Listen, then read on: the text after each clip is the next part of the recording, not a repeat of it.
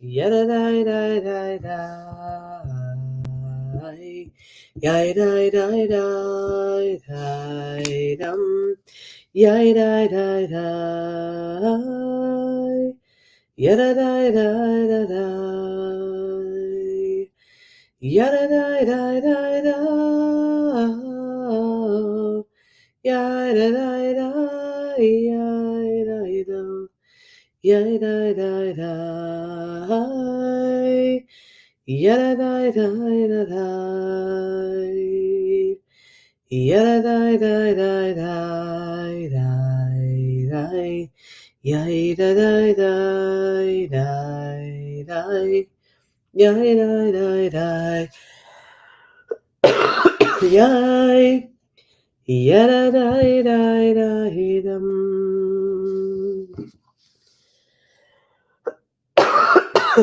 Sorry about that. Like I didn't talk yet enough this morning to clear it all out. So here we are. Day, what day? 75. Hoping, wishing, praying, demanding that our siblings be released. It's hard to imagine, even for a second, what the loved ones,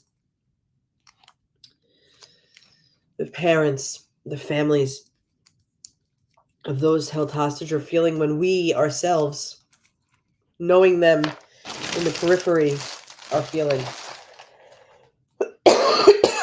Just looking for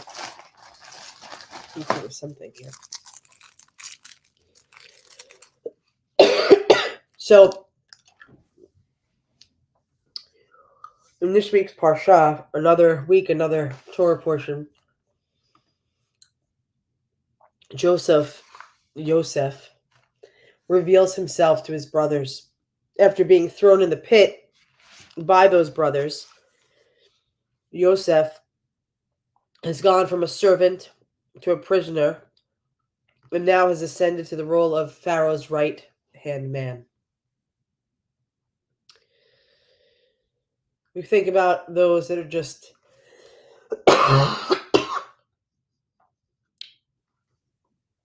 not sure what's happening. Those that went from servants, just serving God, just being who they were, authentic in the world, to prisoners of captivity, only praying that they will have some sort of ascent, which will be towards freedom, to have a different role in their life, to be survivors. So when Joseph reveals himself to his brothers after the pit, after the prisoner, and now as this right-hand man of Pharaoh, he reveals himself to his brothers and says, I'm Joseph. Is my father still well? The brothers are dumbfounded. In the midst of a famine, his brothers came to Egypt, beseeching Joseph for food. And they don't recognize him as their brother. Joseph sent his brothers off to retrieve their father in Beersheba. And upon Jacob's return to Egypt, he was asked a question that I think empowers us to begin the introspection towards authenticity. He puts Yosef puts them all through these tests, hiding his heartbreak throughout. Finally, he can't hold back anymore. And he tells them everything. He tells them, hey, wait a second. I am your brother. In his crying, his brother's hearts soften. Rashbam tells us That up until this moment, Yosef had practiced this constraint or restraint in every one of his actions with his brothers. It was almost like he had to have this automatic suit of armor where he couldn't let his true feelings be revealed. And in truth, his brothers never really saw him until this moment. This moment where he could break down and be who he really was. And so, as we fast forward in this week's Parsha, in this portion, Pharaoh asked Jacob during their meeting for the first time, Kama yemei shnei chayecha? How many are the years of your life? Kama yemei shnei chayecha? What was he really meaning in that question? How many are the years of your life? Could Pharaoh have asked a question implying that he wanted an answer to reflect the number of days he really lived in order to calculate the actual years of his life? Or was he asking something different? I might be alive for 46 years, but how many of those years was I really living? It brings us to a question that says, are we living or the sunlight? Are we living or are we just merely existing? Are we going through the motions? Many of us, after the 75 days since October 7th, are feeling a lot like merely existing. We're caught up in all that is going on in the world, where we were out, guns a-blazing, all over social media, posting and reposting. And after 75 days, the energy doesn't seem the same. And if we don't keep that energy afloat, are we really living? Are we really fighting for the lives of those that are in captivity? Are we really fighting for the lives of those that are victims of war on all sides? Are we standing up? Are we speaking out? Or are we just going through the motions because we can't believe that we're still here in this kind of pattern? It feels like a holding pattern. But holding for 75 days of our people is not okay. It's not okay for the relatives of those people, for those our siblings that are held captive. It's not okay for any of us with hearts. Yet we go through our lives day by day, sometimes just merely existing, succumbing to the demands of society. No time for exploration, no time for authentication. We are just pigeonholed. We have to get up, we have to do our job, whatever that is, even if it's a job to sit on the couch and do nothing and relax. We look at social media, we're controlled by the social norms. We end our day, we sleep, we get up, we repeat. We barely have enough time to do more than anything other than exist, because the world is constantly turning and we're holding on for dear life, and sometimes that's all we can do. And so there's this Hasidic teaching that I'd like to share. Two came to a crossroads. One chose this uneven path, and the other the straight, even road. They encountered many obstacles, but at last they reached the city. The other had this smooth journey. You know, the uneven road. It's the bumps in the road, it's the potholes in the road. You get there, but there's lots in the way. And on this other hand, this other guy took that smooth journey at first. But near the end of the journey, it says the story found the path blocked and had to return. Had to return and take the uneven road. We're on that journey. All of us together. The rough patches we meet along the way are the opportunities, the obstacles that provide us opportunity to allow us and enable us to grow. the very chances to explore our authentic selves because we have to, because we are put in a position where we have to question, how will I get around this obstacle? What can I do to go from this place, to get around it, to go through it, to go over it, to go under it? In that decision making, unpacking, unraveling, figuring out, navigating, we're growing. We are exploring our authentic selves. Do we just go with what the crowd is saying, or do we choose a different path? If we have rough patches, we're exploring. If we're exploring, then we're living. And how do we live?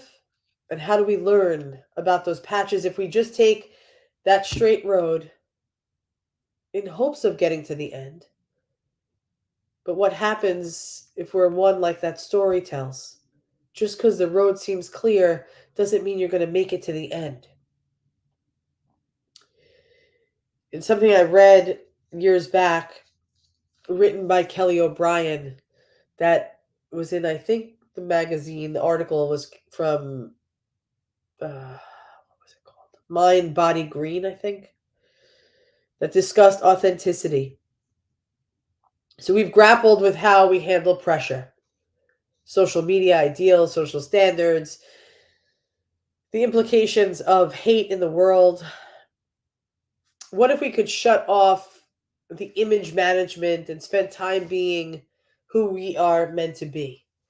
For most of us, we probably don't have a clue as to how to transition from what life was years and years ago to the way we navigate it now with all of the socials and social media and news and media and all of the things that keep us in the know, or we think keep us in the know, and returned to a more simple, maybe as not in your face kind of unraveling.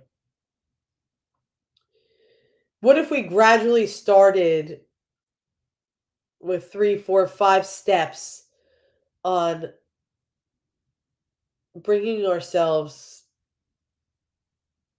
to a better place mentally in order to deal with all the curveballs, all the obstacles, all the rough patches? If we were to together make a list about ourselves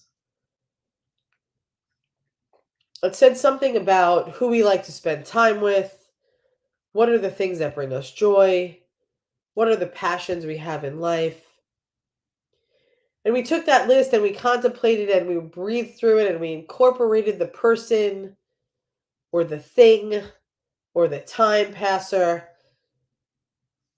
and invited it back into our lives. We merely don't have time to be with that person, to do that thing, to have that quiet time, whatever it is. We took the steps to bring it slowly back into our lives. What if we, as another step towards bringing ourselves back towards a little bit more wholeness and a little less all over the place? What if we were to ignore the naysayers? Negativity is a catalyst for ripple effect. We're surrounded by it. It's every day. It's all day. It is the fighting between our belief and somebody else's belief. It is the in between moments where we are constantly shaking our head, or we're disappointed, or we're angry. If we did our best to remove ourselves just a little bit, to not get swept away in the tide, in that rip current that is negativity. If we were to align our steps with our hearts, to follow our heart, a little less up here, a little more down here, then perhaps our feet would be traveling in the direction of passion, of love, of acceptance, of hope, of healing. Because if we can accept ourselves first and figure out what we need, what we want, what keeps us fueled, accepting ourselves with unconditional loving arms, not wasting another second comparing ourselves to others, concerning ourselves with what others think of us. Because it truly doesn't matter unless you want it to. But you get to decide that. If that vanity, if that whatever it is that makes you seen, but you want to be seen, you get to decide that. And perhaps the hardest part is letting things go. Just like Yosef had this coat of armor that he wore in effort to keep his feelings against his siblings locked away, he was able to let go. Letting go of the past, it's over. The weight of the world in which you're holding from then is not allowing you to be in now. Let go of the expectations of others. Be in this moment, present with your thoughts, authentic to your true reality. Let us figure out a way to treasure our days. Let us figure out a way to remind ourselves, that perhaps in our tears, that there lies the greatest potential for healing. Perhaps, like in Yosef's tears, when he finally couldn't hold it back anymore, his healing with his siblings is metaphoric, is actual, is a reminder that in our tears, we pray, God willing, there'll be healing. Healing for ourselves, healing for our people, healing for our siblings, healing for humanity, healing for this world. 75 days. Just as Yosef returned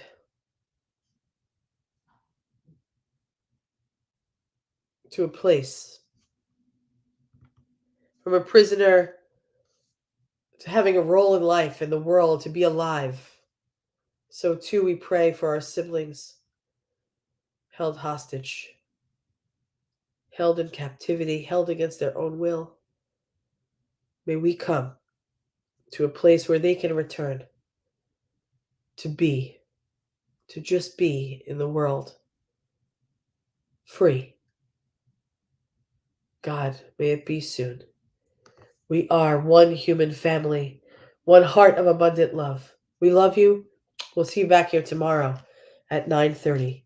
Remember, find a way to accept yourself, to find the path as a way to evolve as people, to know that just because there are bumps in the road, obstacles that are always in our way, if we see them as opportunities for self-growth, we'll be better for it.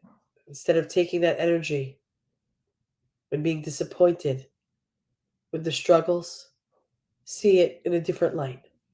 It is our opportunity to enhance, to evolve, to create our best selves. Am Yisrael Chai, Am Yisrael Chai, Am Yisrael Chai. Am Yisrael Chai, Am Yisrael Chai, Am Yisrael Chai.